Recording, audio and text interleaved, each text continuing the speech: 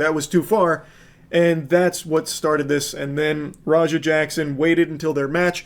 Then he stormed in and then beat him potentially to death for it. Now, I think if Raja Jackson had swung on Syko Stu after the beer can thing, you could definitely make a strong case that he was acting in self-defense. Because that is unexpected, it was unprovoked, and it was kind of a crazy thing for... I disagree with Charlie here. I disagree with Charlie, because here's why. If he would have... For two reasons. If he would have swung on him after getting in his... So Raj Jackson gets in Stu's face. And let's say Stu swings on him right there. One, goes back to there's cameras rolling. People have got phone cameras up. People have cameras up.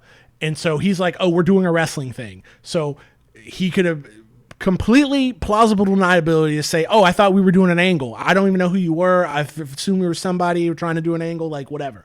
Or let me tell you what's supposed to happen when a non-worker, when a mark like you or I thinks they want to step up to pro wrestlers. What's supposed to happen?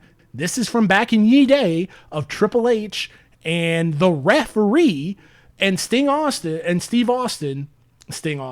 having a match. And I want you to see what happens when a fan tries to interject themselves into a workplace. And this is what this is. This is a performance. This is no different than a concert. This is no different than a stage play. This is no different than me coming into your workplace and starting to throw hands at you for some, because they don't know who you are. They assume that you're crazy. And I was a babyface at the time, and Triple H was a heel. You're always looking out for your guys' back.